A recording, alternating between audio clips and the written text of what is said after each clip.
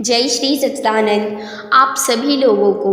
देखिए, आज की जो सबसे बड़ा आज का जो विषय बन चुका है वो क्या है कि हम जो है पूर्ण सद्गुरु को नहीं पहचान पा रहे हैं।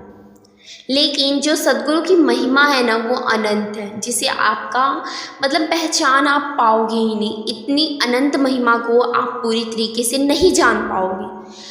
आज ना लोगों का अभाव रहता है, शंका रहती है, तो आज परमात्मा के नाम से ही कल्याण है। लेकिन परमात्मा का नाम ही कोई जपना नहीं चाहता। किसी के पास समय ही नहीं बचा है कि वो 2 घड़ी बैठकर परमात्मा का नाम जपे। पहले के लोग तो काम धाम करने के पश्चात 6-7 बजे से बैठ जाते थे और रामधुन गाया करते थे। पर आज का मनुष्य 6-7 बजे कहाँ रहता है। वो तो इतना बिजी है कि वो अपना दिन भर का काम करने के पश्चात वो रात को भी बैठ जाता है काम करने। उससे राम नाम से कोई फ़र्क ही नहीं पड़ता।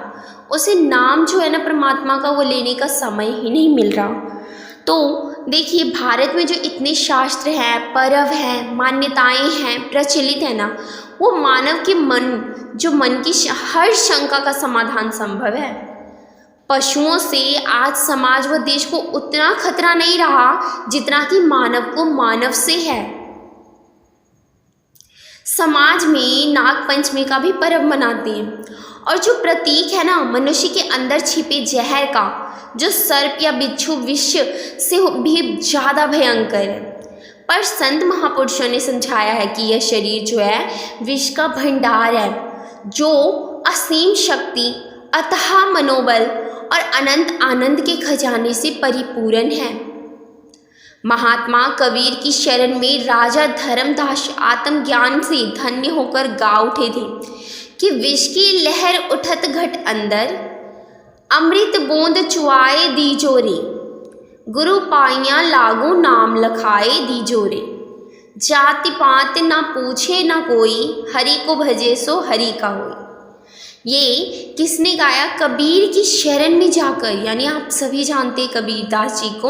उनकी शरण में राजा धर्मदास, यानी जो एक राजा था वो धर्मदास थे, जो उन्होंने ये चीज़ गाया उनकी शरण में जाकर। तो देखिए क्या होता है, संतों ने अपना प्रत्यक्ष अनुभव बताया भी है कि यह तन विष की बेल री, गुरु अमृत की खान, कि ये जो तन है वो विष का बेल है। बेल तो हमेशा बढ़ता ही चला जाता है, उसकी सीमा अनंतता नहीं होती। तो ठीक गुरु अमृत की खान, और ये जो तन है वही विष की बेलरी भी है और गुरु अमृत की खान भी है। शीश दिए सद्गुरु मिले, अगर आप अपना शीश दोगे तो सद्गुरु नहीं मिलेंगे, है ना। तो सद्गुरु को लेने के लिए, पाने के लिए हमें अपने शीश देने पड़ेंगे। हम झुकेंगे तभी तो सद्गुरु मिलेंगे। आप घमंड में खड़े रहोगे अकड़ कर, आपको सद्गुरु नहीं मिलने वाले। तो यह शीश दिए सद्गुरु मिले तो भी सस्ता जान, यानी ये भी सस्ता ही जान लो। तो अतः जो है ना, आदि गुरु शंकराचार्य जी ने भी गुरु को वह शक्तिपुंज कहा जिसमें तीनों देव सम्माहित हैं।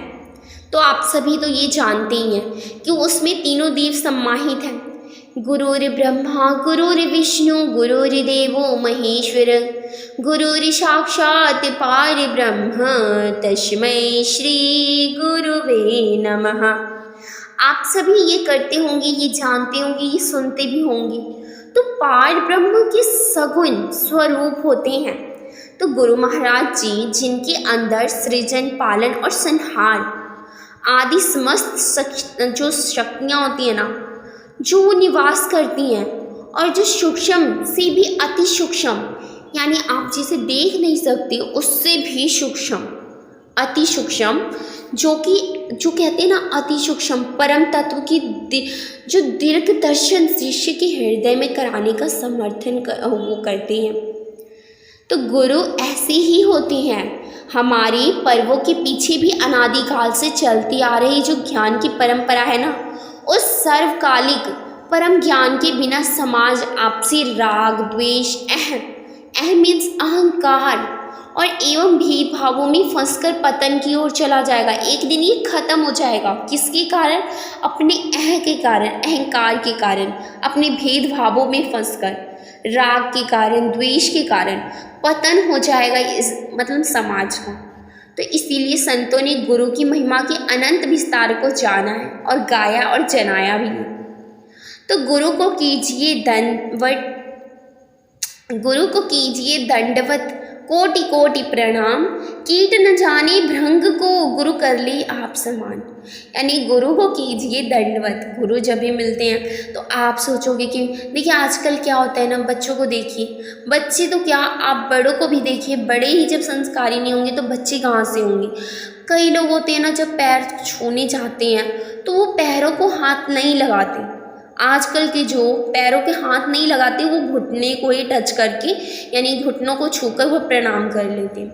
देखिए कितना घमंडी इंसान हो गया है, उसे झुककर प्रणाम करना है बड़े को, फिर भी वो प्रणाम नहीं कर रहा, वो घुटने को छूकर चल देता है, चलो हो गया प्रणाम। पर यहाँ पे लिखा गया जो होता है ना कि रामायण में आपने भागवत पढ़ी होगी, देखिए वहाँ पे जो भी लिखा है ना कि बड़े का सम्मान, पहले के लोग अपने बड़ों का कहना मानने के लिए, देखिए एकलव्य ने अपने गुरु की आज्ञा के लिए अपनी उंगली तक दान कर दी, अपना अंगूठा कर दी ना। और ऐसे ही ध्रुव प्रहलाद अपना जीवन जो खेलने कूदने में व्यतीत करना होता है उन्होंने प्रभु भक्ति में दे दिया। तो देखिए जो बड़े लोग कह देते थे उनकी आज्ञा मान ली जाती थी। राम जी को वनवास जाने की कोई ज़रूरत नहीं थी, पर वो बड़े की आज्ञा मान ली, यानी उनकी कैकई माता ने कहा ये चीज़ को पूरा करने के लिए वो वनवास गए थे कि उन्होंने बोला है तो मुझे मानना ही है। लेकिन आज के बच्चे ये चीज़ें नहीं कर रहे हैं।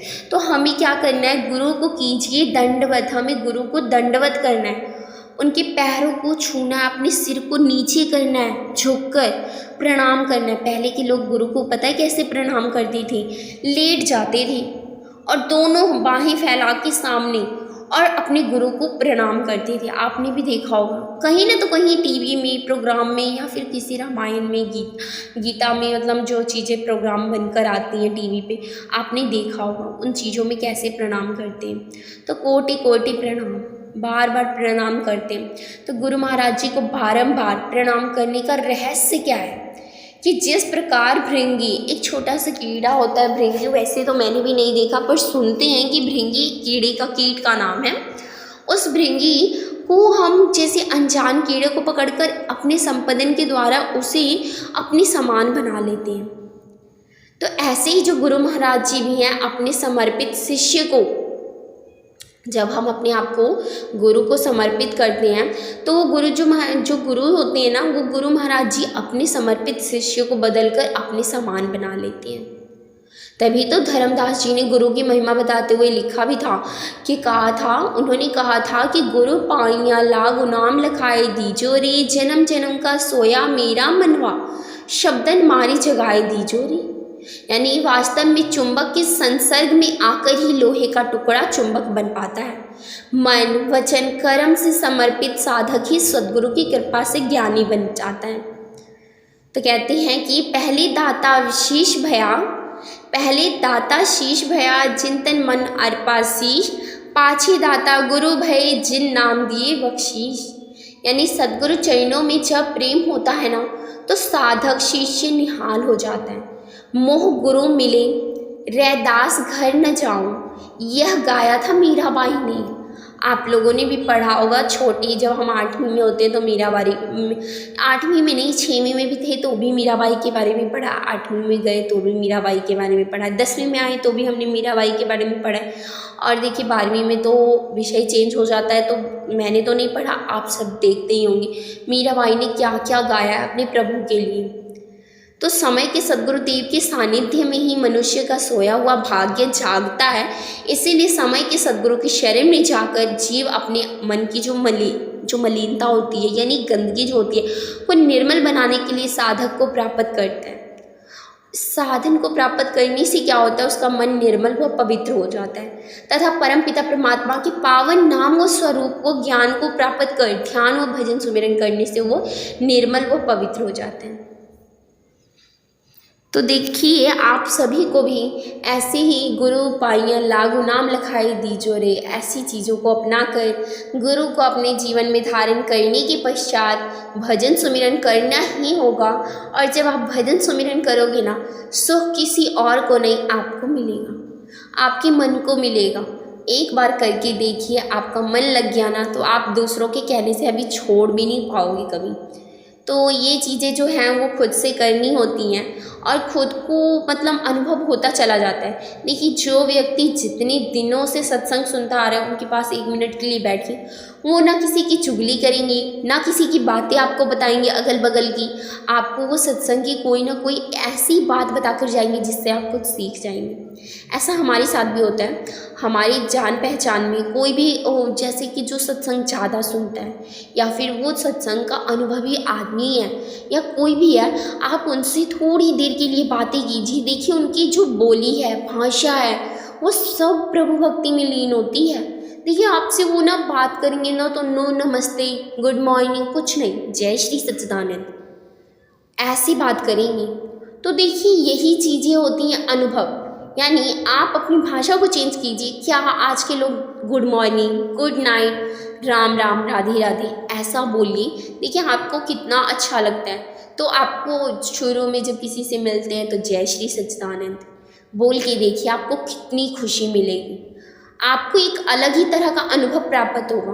और जब आप बोलेंगे ना तो आपका परिवार जो है, आपका खुद का भाषा जो है ना, वो काफ़ी अच्छा हो जाता है।